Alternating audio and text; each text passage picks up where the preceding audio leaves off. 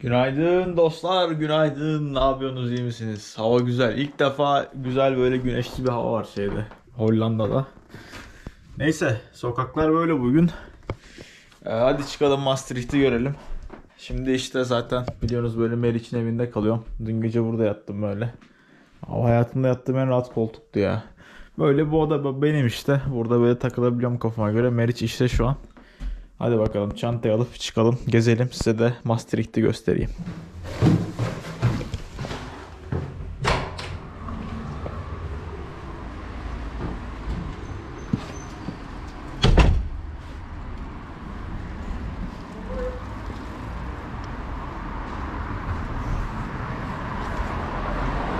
Evet, buralar böyle Maastricht sokakları. Burada arkadaşlar sokaklar daha çok böyle Belçika'ya benziyor ya. Hani Hollanda'dan çok Belçika havası var. Bir de bugün güneş açtı oğlum. Çok şanslıyız ya. Allah. Hayatta normalde böyle bir şey bulamazsın. Maastricht, Maas Nehri'nin kenarında gibi bir anlam var.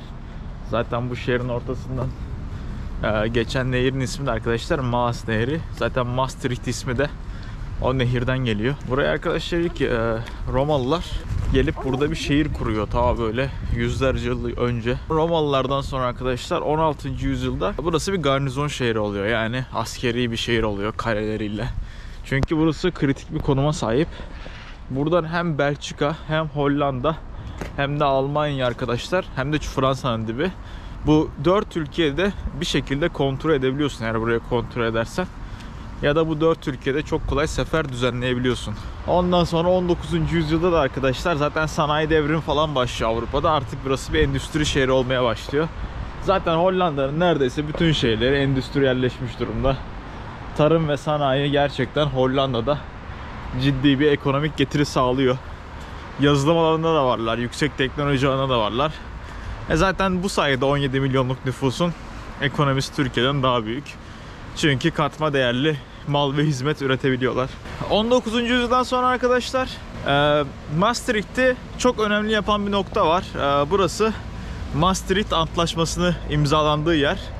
Maastricht Antlaşması ne diye sorarsanız aslında Maastricht Antlaşması arkadaşlar Avrupa Birliği'nin kurucu antlaşması diyebiliriz. Avrupa Birliği'nin arkadaşlar ismi 1993 yılına kadar Avrupa Ekonomik Topluluğu yani AET olarak geçiyor. Avrupa Ekonomik Topluluğu nasıl bir yer? Öyle ortak euro yok, bir şey yok, sınırsızlık yok, bir şey yok. Bildiğin aralarında arkadaşlar çok ciddi işte vergisiz, algısız ticaret yapmalarını sağlayan bir topluluk. Ondan sonra 1991 yılında arkadaşlar burada Maastricht Antlaşması imzalanıyor. Ve bu antlaşmadan sonra arkadaşlar bildiğin birçok ülke artık euro para birimini kullanmaya başlıyor. Sınırlar kalkıyor ve bildiğin Avrupa Birliği oluyor arkadaşlar. Günümüzde bildiğiniz Avrupa Birliği'nin temelleri burada atılıyor. Bu antlaşma 1991'de imzalanıyor. 1993'te de artık yürürlüğe giriyor. Bir de burası çok büyük bir üniversite ev sahipliği yapıyor. %52'si arkadaşlar bu üniversite öğrencilerinin yabancı. Ve bunların aralarında birçok da Türk var. Benim burada bir arkadaşım okuyordu. Şu anda beni evinde ağırlayan Türk burada doktora yapıyor gibi. Ona da birazcık konuştuk. Burada doktor yapanlara direkt öğretmen gibi muamele görüyorlarmış. Yani maaş alıyorlarmış. Bak burada zaten Maastricht Üniversitesi'nin kütüphanesi var. Yine böyle bisikletler önünde. Bak arkadaşlar bunların hepsi böyle Roma döneminden kalan surlar. Gelin buralarda birazcık turlayalım. Surların üzerine çıkılabiliyor diye biliyorum. Çıkılıyorsa gelin çıkalım. Böyle yani şu anda bir üniversite şehri Maastricht. Burada olmak benim için çok güzel. Yani çünkü gerçekten Hollanda'nın neredeyse tek Roma kalıntılı şehri diyebilirim yani. Bayağı görünür bir şekilde. Nüfusu 182 bin bu arada Maastricht'in. Bir de gece hayatı da cumartesi günleri çok cafcaflıymış ama ben perşembe bugün. Ben yarın gece Lüksemburg'a gideceğim, yeni bir ülkeye. O yüzden size gösterebileceğim gece hayatını ama kesin bununla alakalı ya videolar vardır ya da gelip görürseniz eğleneceğinizi düşünüyorum. Baksana abi böyle surlar murlar. Efsane ya böyle.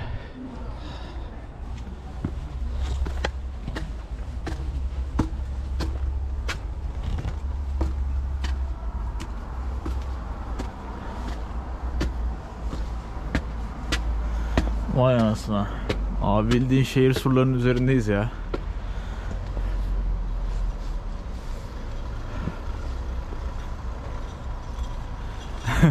Abi çok iyi.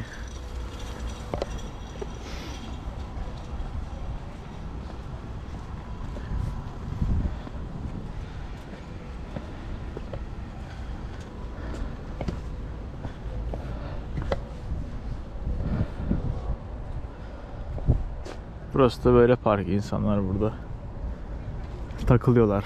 Takılıyorlar. Chill chill, relax relax takılıyorlar. Yine şuraya da yürüyelim.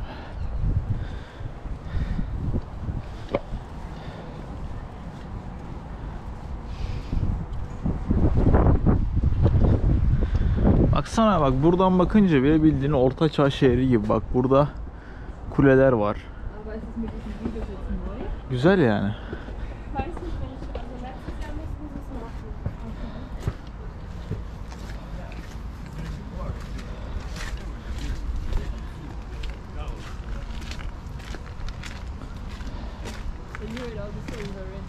Buralarda çok güzel uyunur ya geceleri.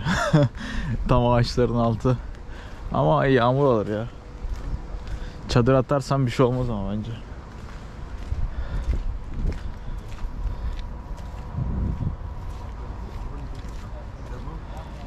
Bak bunların çoğu öğrenci abi burada.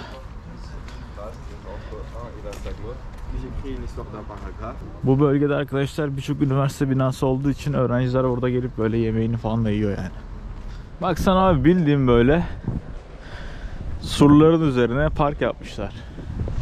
Acaba ileride de bizim böyle olacak mı, atıyorum böyle askeri üsler, işte havalimanları, işte havacılık üsleri falan ya da ne bileyim böyle kara üsleri falan ileride böyle etkisiz kalıp da, ki kalacak muhtemelen bir gün insanlık devam ederse, böyle turizm açılacak mı acaba?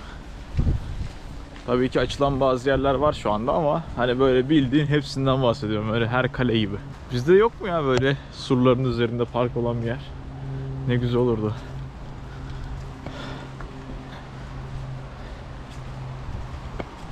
Baksana, şehrin ortasında ormanın ve tarihin tadına varıyorsun abi aynı anda. Daha güzel. Şurada bildiğin nehir akıyor ya.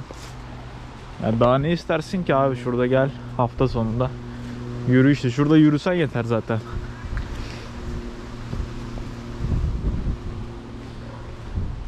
Buradan sonra giriş yasak galiba. Aynen, buradan sonra devam edemiyoruz. Evet, Uhud. Okçular ileri. Oğlum bu insanlar burada ne yapıyor? Bir şeyler atıyorlar nehre. Oğlum atmasanıza bir şeyler ya. Buranın konumunu haritaya Stadsmuur yazarak bulabilirsiniz. Yine bırakırım şöyle yazılışına. Stadsmuur, 2 tane U'yla. S-T-A-D-M-U-U-S-R. Öyle bir şey. Gelin burada yürüyün ya. Bence çok zevkli. Sabahın köründe kalkın. Gelin burada yürüyün.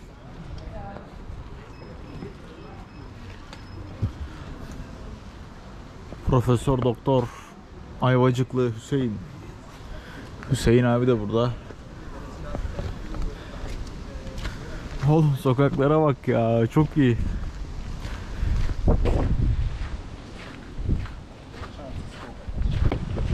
Bu arada bu ülkede arkadaşlar asgari ücret brüt 1990 euro galiba. İşte vergiler falan düşünce tabii ki bu kişiden kişiye değişiyor. Kaç çocuğun olduğu, işte kaç yaşında olduğun gibi. Ama ortalama 1600 euro falan kalıyor geriye. Yani şöyle söyleyeyim. Bu ülkede asgari ücret arkadaşlar 50.000 TL. Öyle hesaplayın. Öyle daha iyi olur. 50.000 TL'lik asgari ücret olan bir ülkedeyiz şu anda. Ve nüfusun sadece %5 ile 10 arası bu ücrete çalışıyor. Geriye kalan %90'a asgari ücretten fazla kazanıyor. Böyle şehrin her yerinde surları görmek mümkün. Sursuz yürüdüğün yer yok. Özellikle şehrin çevre hattında yürüyünce doğal olarak. Ama iyi korunmuş ya. Baksana, gerçekten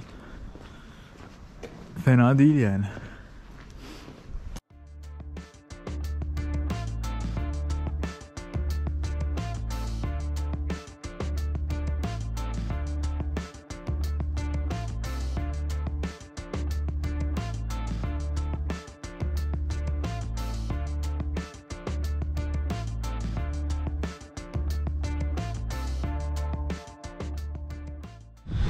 Bir de arkadaşlar burada Hellport diye bir yer var. Hell zaten İngilizce'de aynı cehennem demek. Bak bu arada böyle surlar yine böyle devam ediyor. Buraya kadar geliyor. Burası anladığım kadarıyla iç kale. Yani ana surlar var dışarıda. Ve de bu surların içinde bir daha surlar var. Tam emin değilim ama ben öyle olduğunu düşünüyorum. Neyse bu Hellport'ta burası arkadaşlar. Burası böyle cehennem kapısı olarak geçiyor. Neden cehennem kapısı olduğunu da söyleyeyim. Bu arada bu bina 800 yıllık bir bina arkadaşlar. Günümüze kadar gelen tek kapısı bu eski şehrin. Eskiden dostlar veba döneminde vebalı hastaları bu kapının üzerinden dışarıya atıyorlarmış diye okudum. Bak 1229 yazıyor üzerine tarihte de. Hellport 1229. Vay anasını. Harbiden neredeyse tam 800 yıllık bir bina. Şurada yazıyor. Gelin içinden geçip girelim şehre. Böyle işte. Eskiden beri burada duran bir kapı. Eskiden abi düşünsenize hastalanıyorsunuz. Sizi kapının üzerinden atıyorlar. Gene şuradan surlara da çıkılıyor. Güzel ya bu surlara çıkma sistemi burada. Bayılırım böyle sur mur gezmeye.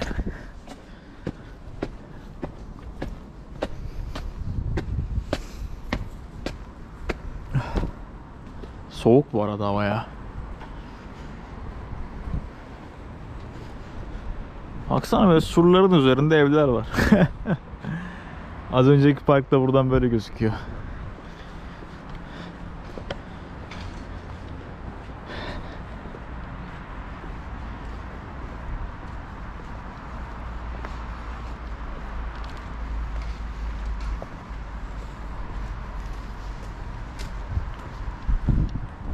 Bakın bu yanımda gördüğünüz bina da arkadaşlar Basilica of Our Lady. Yani nasıl desem bizim Lady'nin bazilikası gibi.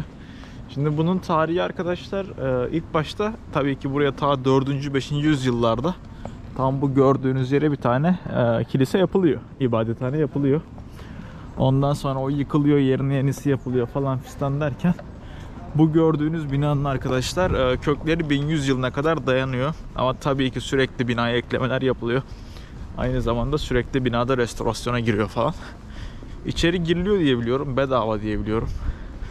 Hadi gelin içeriği de gezelim ya. Bu bayağı görkemli bir şey. Ya bunlar aslında mega yapılar. Bunlar hani geziyoruz meziyoruz sıkıcı mıkıcı ama bunlar ilk yapıldığı dönemlerde gerçekten şehirleri şehir yapan mega yapılar yani.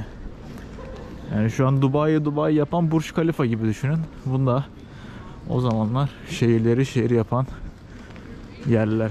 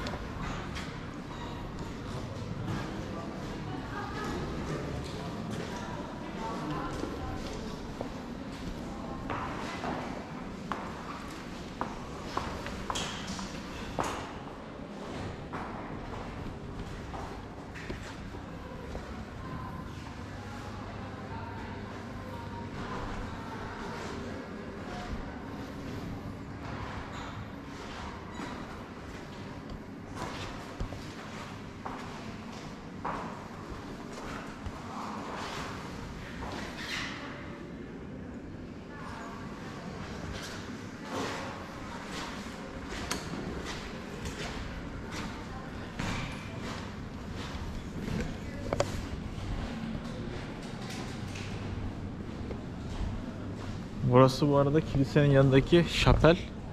Bizim ne oluyor işte bunun karşılığı ya? Bizde işte ne oluyor? İbadet ediyorlar ya birine. Yatır mı oluyor? Yatır olmuyor ya.